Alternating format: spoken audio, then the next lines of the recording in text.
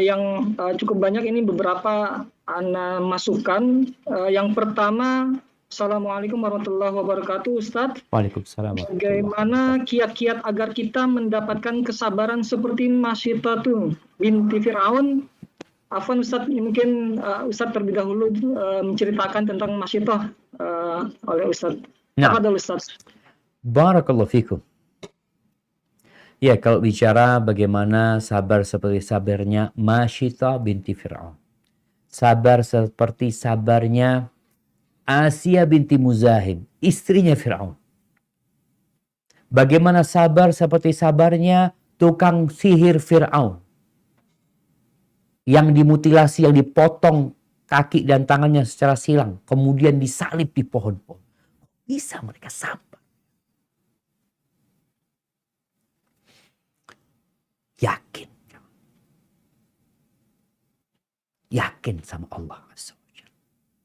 Yakin bahwa dunia ini hanya tempat yang sementara.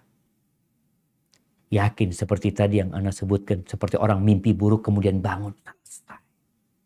Ternyata hanya mimpi. Ternyata tidak lama. Masyiatatu binti Fir'aun. Nggak ada yang tahu sama namanya. Riwayat-riwayat hadis yang menceritakan tentang dia dikenal dengan profesinya. Masyiatah itu profesi. Masyiatatu binti Fir'aun. Nah, jemaah. Masyiatatu binti Fir'aun itu profesinya tukang sisirnya putrinya Fir'aun.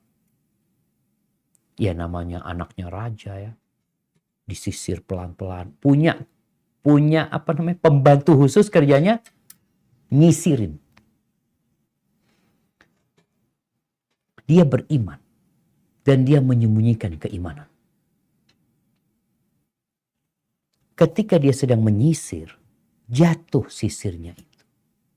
Ketika jatuh, yang dia ucapkan Bismillah dengan nama Allah. Putrinya Fir'aun bertanya, Abi, Allah itu maksudnya bapak. Kata Masyiatah, Rabbi wa Rabbu abiki. Tuhanku yang menciptakan aku dan menciptakan bapak. Itu Allah. Kata putrinya Fir'aun, aku laporkan kepada bapakku. Kau punya Tuhan selain bapakku. Silakan. Siap jamaah. Jadi orang itu kalau sudah siap menghadapi yang bermula dari keyakinan, jalan selanjutnya mudah.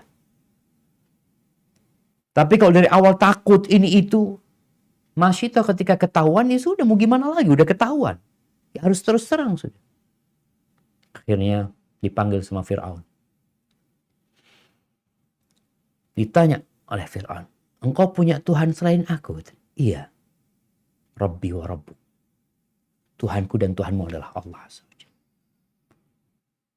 Akhirnya Fir'aun ini mengambil satu panci yang besar sekali, yang cukup untuk masak satu ekor sapi. Dimasukkan gitu, sapi itu masuk ke sana. Dimasak situ minyak yang mendidih.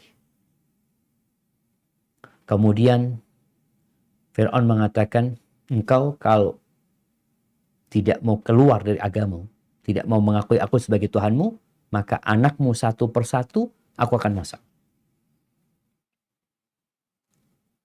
Kata Masyiatah, nggak apa-apa, tapi aku boleh minta sesuatu. Kata Fir'aun, silakan. Punya permintaan terakhir. Diperbolehkan sama Fir'aun. Permintaan terakhirnya apa? Permintaan terakhirnya ini adalah keyakinan dengan akhir hidup. Dia mengatakan, nanti tolong tulang-tulangku dan anak-anakku dibungkus di satu tempat dan kuburkan. Dia yakin akan mati sudah. Dia nggak akan mundur dari garis itu. Anak yang pertama dimasak, dilihat oleh ibu, keluar tulang-tulangnya. Anak yang kedua, anak yang ketiga, sampai anak yang disusuinya. Ketika dia hendak maju ke sana, mulai ibunya ini kesian sama anak. Bukan sama dirinya. Ini anak masih bayi ya. Belum apa. Dan kita bayangin ya, ketika anak pertama itu dilemparkan teriak-teriak, mungkin ini ibunya bagaimana? Subhanallah. Innallaha ma'as sabirin. Allah bersama orang yang sabar. Tatkala ibunya ini sudah 3 anaknya mati. Masa kemudian dia mau mundur? Maka Allah kuatkan dia, jemaah. Allah jadikan bayi yang ada di gendongannya berbicara sama ibu. Mengatakan, Bunda, engkau berada di atas kebenaran. Tapi dunia ini ringan ya Bunda. Itu menguatkan ibunya. Akhirnya dia loncat ke dalam api. Ke dalam minyak yang dimasak tadi. Rasulullah SAW mencium bau yang wangi itu ketika Isra Mi'raj.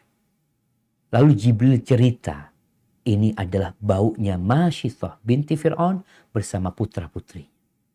Apa yang menyebabkan dia melakukan itu? Dia lebih cinta sama Allah daripada segala-galanya. Dia yakin bahwa kehidupan dunia akan berakhir. Nggak mati hari ini, besok aku mati gitu loh. Kita mikir nggak? Hari ini kita nggak mati, besok kita bakal mati. Kesenangan kita nggak akan lama di muka bumi.